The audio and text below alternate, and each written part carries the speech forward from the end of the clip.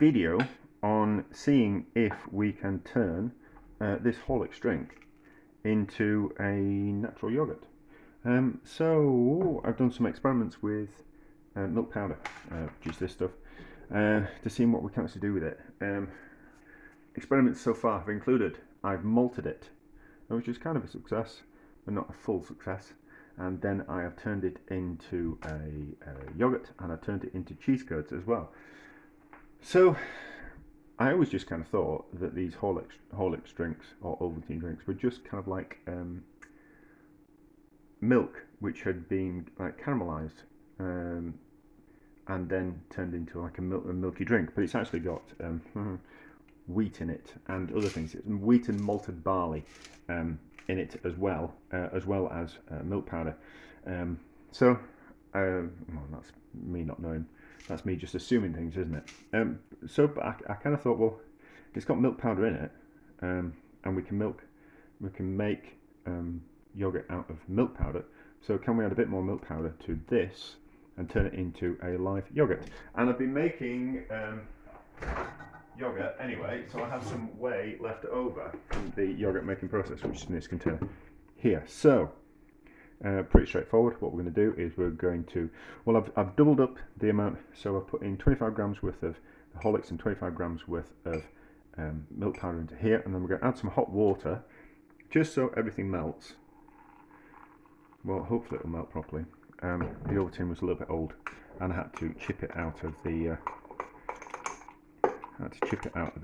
container. So it's a little bit. I might have to do something about that. So it's just not. It was a bit clumpy. So I've smashed some out of it. You might be able to see. But it's just like basically like a big lump in the bottom there, because I've had it for far too long and it's way past its sell-by date. But I'm not bothered about that because it's only just a little bit of a experiment. So I suppose if it doesn't properly mix in, what we'll do, there'll just be a bit of sediment at the bottom, and that's what we will not pour in. So about a glass worth, which is about that much, which will fill about 300 millilitres, 250 millilitres, 300 millilitres, something like that. And then we'll, see that's not, let's knock it off that spoon and see if it matters. Very professional of me, yes, I know. But I'm never fully prepared for what I'm doing. That spoon's hot and a bit slippy. So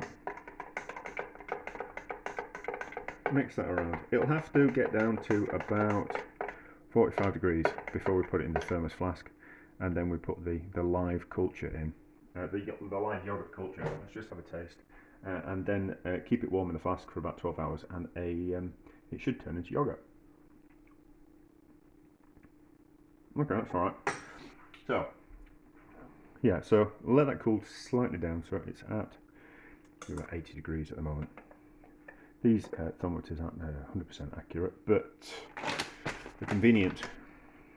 So yeah, so it needs to come down to about 45, and then we can pour it into the container, into this flask, and then add some yeast, the yogurt culture, and then seal it and leave it somewhere warm or wrapped in towels for about 12 hours, and it should turn into a yogurt and have a malted wheat and barley flavour to it.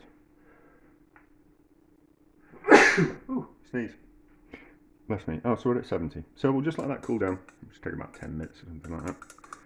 Actually, might leave it in the flask. Tell you what we'll do is we'll pour it into the flask, and then it's hot enough that it'll kill any bacteria. So I'll have to do that off camera. Otherwise I'll end up burning myself and spilling it everywhere.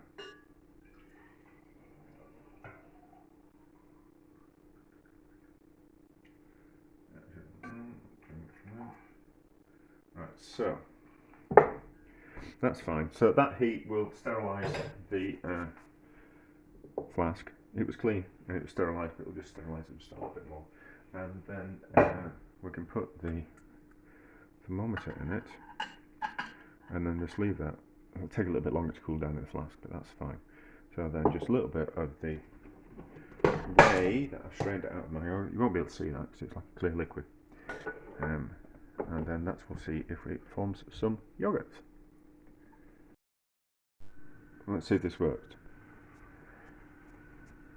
So it's been more than 12 hours, but it'll be fine. If it's worked, it'll have just cooled down.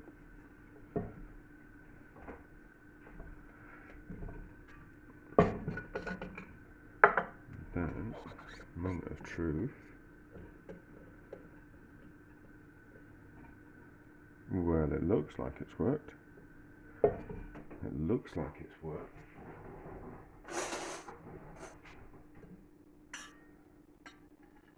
There, we certainly have some form of yogurt. Right, so I'm kind of prepared. So I'm going to strain it. We'll get some of that excess whey out of it. Cloth over a container, well, in a sieve, over a container, and then we'll just pour that out. So we haven't got a. Oh no, we've got an okay yield. Is there any? What's in the bottom? I don't think there's any. It looks like we've got a little bit of the. Was it Ovaltine? Or was it Horlicks? I can't remember. It's Ovaltine, isn't it? No, it's Horlicks. So it looks like we've got a little bit of Horlicks just there. So cloth, just to kind of strain that. Just to get rid of the excess whey. And then let's give it a taste. Do you know, I was thinking about actually, I suppose what you could do is you could just add Horlicks to yogurt, and then it would be Horlicks to yogurt, wouldn't it? Yeah, you can taste the Horlicks. Surprisingly. Yeah, so that works. I wonder if we could actually. I wonder if we're using the Horlicks as just as a flavouring, or if we're using it as an actual. We could make yogurt out of it. I wonder if there's enough milk in it that it would actually support a yogurt culture. Maybe I should have done that first. But I knew that. I knew that we can turn milk powder into yogurt.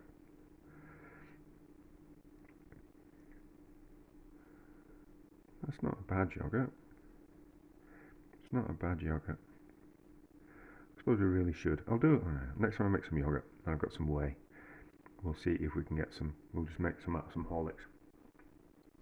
Out of curiosity. It's alright. I wouldn't eat it out of choice, if I'm honest. I'd rather just have some plain yogurt with a bit of jam. But that little experiment works. I don't know what use that is. But to be honest, there's lots of things I do that I just think let's have a go, and then somewhere down the line find a use for it or learn something from it. You know. But anyway, there we go. A success-ish. But I need to repeat the experiment. But anyway, not to worry.